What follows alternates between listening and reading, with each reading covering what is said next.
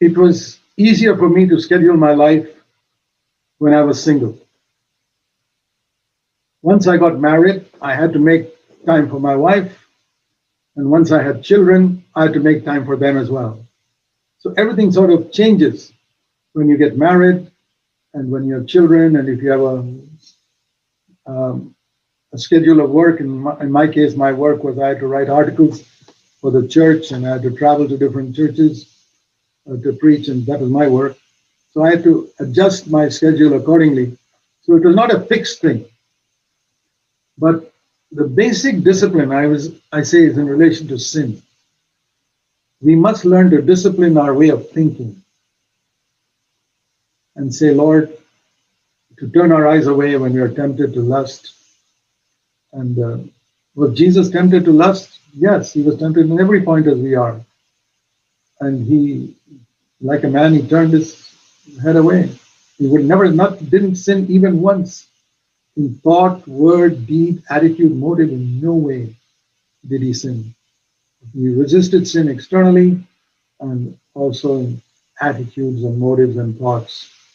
So discipline is something which we must begin primarily in the area of sin, that I obey what God says to me. And the discipline in relation to money as well. You know, the Bible speaks a lot about money. Jesus spoke a lot about money. So many times. Somebody's told me that 1 in every 6 verses almost, on average, he spoke about money. So the way we handle money is very, very important. Jesus said, if you're not faithful with money, who will give to you the true riches? When you read that verse, let me show it to you. I'm talking about discipline. Luke chapter 16. And verse 11. If you have not been faithful in the use of money, how will you ever get spiritual riches? I read that as a young man. And I said, Lord, I'm 19, 20 years old. I don't want to end my life with the same spiritual level I am today. By the time I end my earthly life, I must be a very spiritually rich man. How can I do that?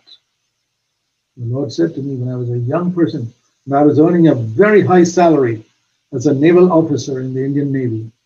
Very high salary. I started earning when I was 18 and a half. I became a commissioned officer in the Indian Navy at the age of 19 and a half.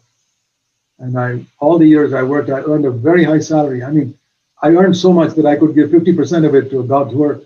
But I disciplined myself never to spend unnecessarily on myself. I give to the Lord and buy Bibles for poor people, help the poor, but on myself, very little, minimum. I didn't take any risks or anything, but I was careful in the clothes I bought, minimum necessary, the food I ate. And every morning, as soon as I got up, this is in my younger days. I mean, everything changes after you get married. I would get up in the morning and I would kneel down by my bed because I was all alone and I was in a room by myself. It was very easy.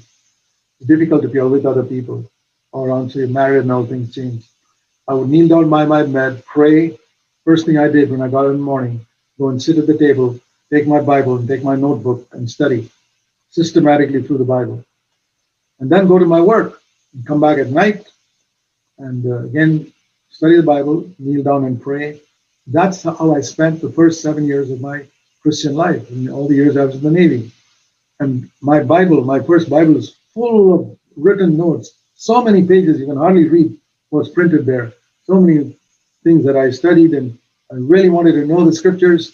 And my preaching ministry is based on those first 7 years when I solidly did not waste time but studied the scriptures.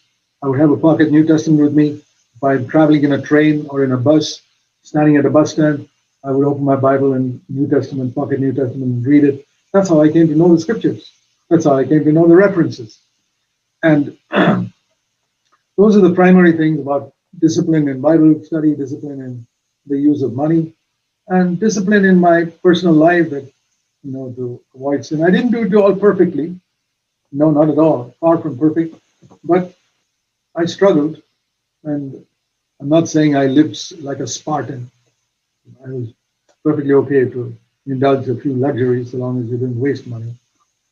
I find it's very important to teach our children these values. I've seen a lot of parents who've got rich parents who give their children everything they want and ruin them. And those children become useless to God and useless to man. No, we don't want to do that. It's better to be a little strict. And so those are the areas where I discipline discipline the area of time, discipline the area of money, and discipline the area of Bible study, discipline the area of expenses. And also, I tried my best to, when I visited homes as a single man, I'd be alone. As long as they welcomed me, I would go, but I would make sure that I don't take advantage of people. That if I visited a home and they provided a meal or did something for me, I would try to do something for them in return. Get them a gift because I could afford it. Always, I don't want anybody to make me in debt to them. I want to do something in return. That was the type of discipline I tried to follow myself. Now, in hearing that, you'll think I lived a perfect life. Completely wrong. It was imperfect. This is an overall view, but it was all true. It's like learning to walk. If I say I can walk perfectly today, I didn't start walking from the age of 1 month. I stumbled and fell and stumbled and fell and stumbled and fell and gradually learned to walk, gradually learned to run.